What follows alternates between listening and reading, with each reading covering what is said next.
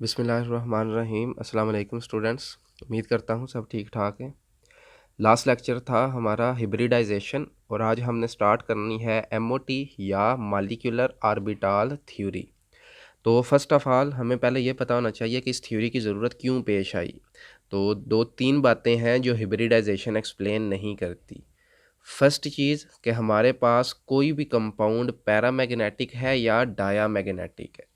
ठीक है, paramagnetic behaviour और डायामैग्नेटिक बिहेवियर ये हमें हिब्रिडाइजेशन नहीं बताती। तो इसको एक्सप्लेन करने के लिए हमें ज़रूरत पड़ी है मॉलिक्यूलर ऑर्बिटल थ्योरी, जिसको हम शॉर्ट फॉर्म में एमओटी भी कहते हैं।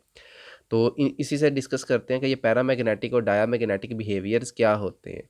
तो आंसर ये होगा कि कोई भी कंपाउंड अगर मैग्नेटिक फील्ड के साथ वीकली अट्रैक्ट हो, ठीक है, तो ऐसे सब्सटेंस को, ऐसे बिहेवियर को बोलते हैं पैरामैग्नेटिक बिहेवियर और इस प्रोसेस को बोलते हैं पैरामैग्नेटिज्म।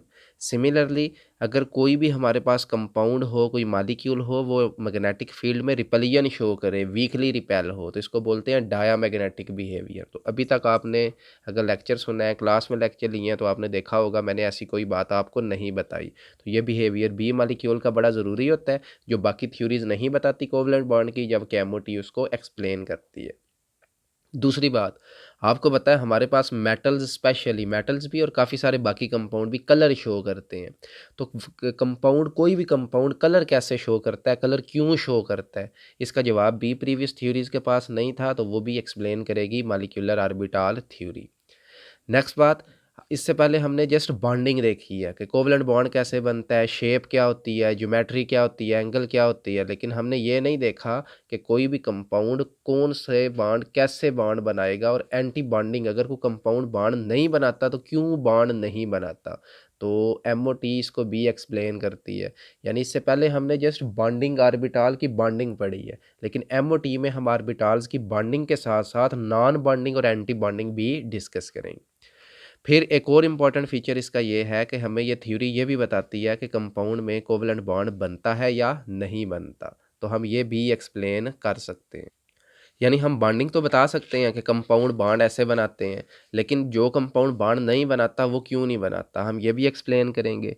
फिर एक और अहम फीचर, आपको पता होगा हम वेस्पर थ्योरी में दो एलिमेंट अगर सिंगल कोवलेंट बना रहे हैं, डबल बना रहे हैं, ट्रिपल बना रहे हैं, हम उसको एक बॉन्ड कंसीडर करते थे। लेकिन एमओटी की मदद से हम बॉन्ड ऑर्डर भी बता सकते हैं। यानी अगर हमें, हमारे पास कोई भी मॉलिक्यूल हो, तो हम ये बता सकते हैं कि वो सिंगल कोवलेंट बॉन्डिंग करेगा, उसमें डबल कोवलेंट बॉन्डिंग है या ट्रिपल कोवलेंट बॉन्डिंग है।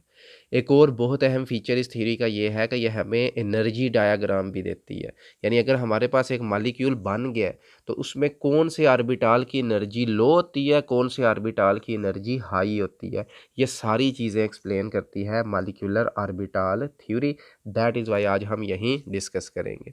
तो आप लोग अगर अपने टॉपिक्स देखें, आप लोग अगर अपनी बुक्स देखें, तो उसमें पूरा पैराग्राफ बना हुआ है। तो आप लोगों ने उसको पैराग्राफ की फॉर्म में नहीं लिखना, उसको आपने पास्टुलेट्स की फॉर्म में लिखना है। और इस लेक्चर में मैं आप लोगों को पास्टुलेट्स के बारे में ही बताऊंगा। तो स्टार्ट करते हैं। फर्स्ट ऑफ ऑल, आप लोगों का जो पहला पैराग्राफ है, यहाँ हमारे दो पास्टुलेट्स बनेंगे।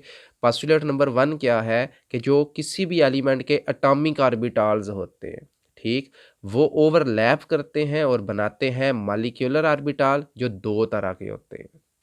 जी, फर्स्ट चीज़ मैंने आपको क्या बताई है, हमारे पास कौन से ऑर्बिटल्स होंगे, एटॉमिक। ये एटॉमिक ऑर्बिटल क्या करते हैं, आपस में ओवरलैप, और ओवरलैप के नतीजे में क्या बनाते हैं, मॉलिक्यूलर ऑर्बिटल। और याद रखें, एटॉमिक ऑर्बिटल मिल के जो मॉलिक्यूलर ऑर्बिटल्स बनाते हैं वो दो किस्म के होते हैं।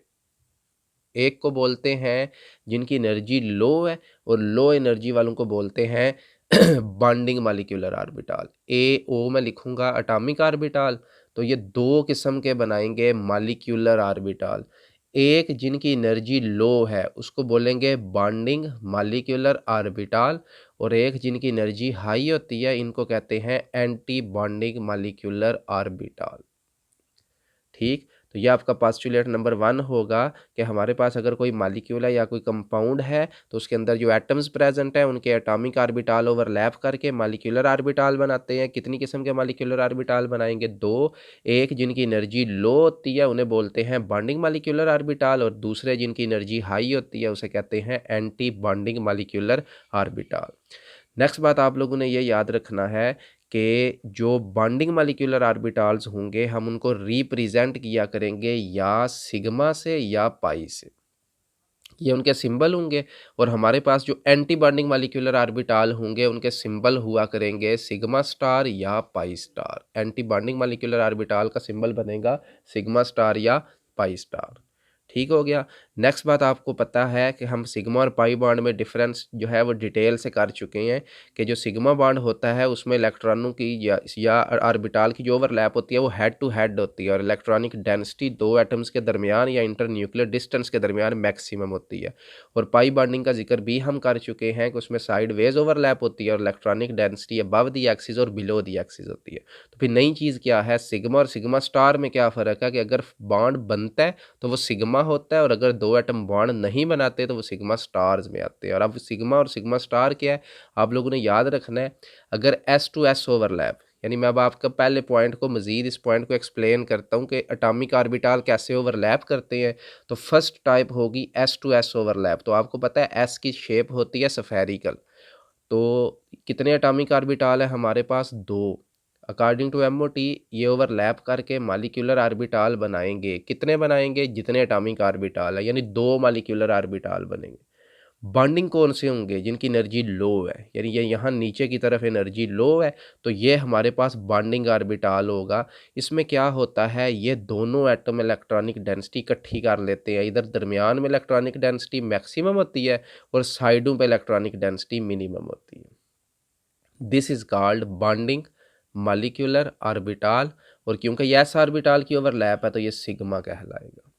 एंटी बॉन्डिंग को आपने ध्यान से समझना है। एंटी बॉन्डिंग में क्या होगा, गौर करें कि ये दो एटम है, अब इन्होंने ओवरलैप नहीं करनी, ये एक दूसरे से अपनी इलेक्ट्रॉनिक डेंसिटी छुपाएंगे और क्या होगा, ये तकरीबन इस तरह का लूप बनाएंगे जिसमें यहाँ इलेक्ट्रॉनिक डेंसिटी होगी मिनिमम और यहाँ इलेक्ट्रॉनिक डेंसिटी डिस्पर्स हुई होगी, फैली होगी। तो इसको बोलते हैं एंटी बॉन्डिंग मॉलिक्यूलर ऑर्बिटल। और बॉन्डिंग में मैंने आपको बताया कि दो छोटे स्फीयर मिलके एक बड़ा स्फीयर बनेंगे। तो ये फर्स्ट आपकी ओवरलैप हो गई बिटवीन एस टू एस। इसी तरीके से सम टाइम क्या होता है, एक एलिमेंट है मॉलिक्यूल है उसका एस ऑर्बिटल है, दूसरे एलिमेंट है उसका अनपेयर्ड पी ऑर्बिटल है। तो ये ओवरलैप कैसे करेंगे, अगेन याद रखें बॉन्डिंग में डेंसिटी इकट्ठी होगी तो ये एरिया और ये लूप हो जाएगा इकट्ठा, यहाँ इलेक्ट्रॉनिक डेंसिटी होगी मैक्सिमम और ये वाला जो लूप है वो हो जाएगा छोटा, इलेक्ट्रॉनिक डेंसिटी होगी मिनिमम। तो ये इसका कहलाएगा बॉन्डिंग मॉलिक्यूलर ऑर्बिटल। इसी तरह एंटी बॉन्डिंग में क्या होगा, गौर करें, ये अपनी डेंसिटी छुपाएगा। छुपाएगा का मतलब क्या है कि इसकी डेंसिटी ये वे हो जाएगी, इसकी शेप ये बन जाएगी और यहाँ इसकी ये जो लूप है वो छोटा हो जाएगा और ये लूप बड़ा हो जाएगा। यानी ये शो कर रहा है बॉन्डिंग हुई है, ये शो कर रहा है बॉन्डिंग नहीं हुई। तो these are called anti bonding molecular orbital. Last check करें बिटवीन पी टू पी। तो ये हमारे पास एक पी है, ये हमारे पास दूसरा पी है। बॉन्डिंग में क्या होगा, ओवरलैप। ओवरलैप का मतलब है यहाँ इलेक्ट्रॉनिक डेंसिटी मैक्सिमम होगी और साइडों पे इलेक्ट्रॉनिक डेंसिटी मिनिमम होगी। तो इसकी ये शेप बनेगी। और अगर ये एंटी बॉन्डिंग में जाते हैं फिर देखें, फिर जो आमने सामने है वो लूप छोटे होंगे और जो अपोजिट गए हैं ये बड़े होंगे। तो these are called bonding molecular orbital BMO और these are called anti bonding molecular orbital. अब होप सो आपको पहले दो पॉइंट क्लियर हो चुके होंगे। इसके बाद नेक्स्ट आपने क्या याद रखना है कि जब भी हमने इलेक्ट्रॉन फिल करने हैं तो हम सारे इलेक्ट्रॉनिक रूल्स को फॉलो करेंगे। आप वो प्रिंसिपल को फॉलो करेंगे, पोली एक्सक्लूजन प्रिंसिपल को फॉलो करेंगे, हुन्स रूल को फॉलो करेंगे। ये रूल हमने चैप्टर नंबर 5 में डिस्कस किए थे। ऑफ वो प्रिंसिपल का ये मतलब होता है कि पहले इलेक्ट्रॉन्स फिल करें लो एनर्जी लेवल में, फिर इलेक्ट्रॉन फिल करें हाई एनर्जी लेवल में। पोली एक्सक्लूजन प्रिंसिपल ये कहता है कि जो इलेक्ट्रॉन्स को आपने फिल करना है वो अपोजिट स्पिन से करना है। यानी अगर आप किसी भी ऑर्बिटल में इलेक्ट्रॉन भर रहे हैं तो उसकी ये अपोजिट स्पिन रखनी है। और हुन्स रूल ये कहता है कि अगर डीजेनरेट ऑर्बिटल अवेलेबल हों तो हम एक एक करके इलेक्ट्रॉन को फिल करेंगे। तो तीसरा पॉइंट आप ये बना सकते हैं कि जो आपने इलेक्ट्रॉन्स को फिल करना होगा तो आपने सारे रूल्स को फॉलो करना है। तो ये देखें उसने एस की बॉन्डिंग और एंटी बॉन्डिंग बताई है, तो ये मैं आपको ऑलरेडी डिस्कस कर चुका हूँ। इसके बाद आप लोगों ने क्या याद रखना है, मैंने आपको ये भी बताया था कि ये हमें ये भी बताता है कि एलिमेंट में बॉन्ड बनता है या नहीं बनता, प्लस अगर वो बॉन्ड बनता है तो कितने बॉन्ड बनते हैं। तो इसके लिए आप लोगों ने एक फार्मूला अपने पास नोट करना है जो आगे शो होगा वैसे, लेकिन यहाँ अपने फार्मूला नोट कर लेना है कि बॉन्ड ऑर्डर का कैसे पता चलेगा। आपने इलेक्ट्रॉन फिल करने हैं बॉन्डिंग में, तो electron in bonding minus electrons in anti bonding, यानी बॉन्डिंग ऑर्बिटल में कितने इलेक्ट्रॉन पड़े हुए हैं वो आपने काउंट कर लेने हैं, माइनस एंटी बॉन्डिंग में कितने हैं आपने वो काउंट करने हैं और उसको डिवाइड कर देना 2 से, यानी जितने इलेक्ट्रॉन बॉन्डिंग में होंगे माइनस जितने इलेक्ट्रॉन एंटी बॉन्डिंग में होंगे और डिवाइडेड बाय 2 करेंगे, जो आंसर होगा वो उनमें बॉन्ड बनेगा। नेक्स्ट मैं आप लोगों को बता चुका हूँ कि 2 तरह की ओवरलैपिंग होती है, हेड ऑन भी होती है, साइडवेज भी होती है। हेड ऑन से सिग्मा बनता है, साइडवेज से सिग्मा स्टार बनता है। अब सिग्मा और पाई बॉन्ड कैसे बनते हैं तो आप लोगों ने ये याद रखना है, एस टू एस हमेशा सिग्मा बॉन्ड होगा, बॉन्डिंग का सिग्मा और एंटी बॉन्डिंग का सिग्मा स्टार। अगर हम बात करें पी की तो आपको पता है पी में 3 होते हैं, पी एक्स होता है, पी वाई होता है और पी जी होता है। तो आप लोगों ने याद रखना है पी एक्स का जस्ट सिग्मा हुआ करेगा और पी वाई का और पी जी का हमेशा जो बॉन्ड है वो पाई होगा, यानी सिग्मा पी एक्स होगा, सिग्मा स्टार पी एक्स होगा। इसी तरह इसमें पाई पी वाई होगा, पाई स्टार पी वाई होगा। सिमिलरली पाई पी जी होगा और पाई स्टार पी जी होगा। इसको एलेबोरेट करने के लिए मैं आपको बता देता हूँ, ये तो हो गई s p to p overlap जो आपको मैं ऊपर दिखा चुका हूँ खुद ड्रा करके, ये इसके बॉन्डिंग है, ये एंटी बॉन्डिंग है। लेकिन आपने इसमें मज़ीद समझना क्या है वो आप ज़रा चेक करें कि हमारे पास पी में 3 आर्बिटाल होते हैं, p x p y p z. Similarly p x p y और पी जी, तो कुल ये बने हमारे पास 6 आर्बिटाल। तो 6 हैं एटॉमिक आर्बिटाल। जब ये ओवरलैप करेंगे तो हमारे पास 6 मॉलिक्यूलर आर्बिटाल बनेंगे, 3 जाएंगे बॉन्डिंग में या ऐसे या ऐसे, जबकि एंटी बॉन्डिंग में सब के आपने ऐसे ही ड्रॉ करने। अब आपको कैसे पता चलेगा, पहले इसको देखें कि पी एक्स कौन सा है। ये जो आपको अकेला नज़र आएगा दैट इज़ पी एक्स और इसका नाम होगा सिग्मा पी एक्स। सिमिलरली ऊपर ये आपको इंडिविजुअल अकेला नज़र आ रहा है तो इसका नाम, ये एंटी बॉन्डिंग है तो इसका नाम होगा सिग्मा स्टार पी एक्स। और ये जो 2 इकट्ठे हैं ये इक्वल इन एनर्जी है, एक का नाम होगा पाई पी वाई, इसका नाम होगा पाई पी जी। सिमिलरली ये 2 इकट्ठे नज़र आ रहे हैं, ये एंटी बॉन्डिंग के हैं तो ये होगा पाई स्टार पी वाई और ये होगा पाई स्टार पी जी। सिमिलरली यहाँ आपको देखें ये दोनों अकेले नज़र आ रहे हैं तो ये सिग्मा पी एक्स है, ये वाला नीचे वाला सिग्मा पी एक्स, ये सिग्मा स्टार पी एक्स।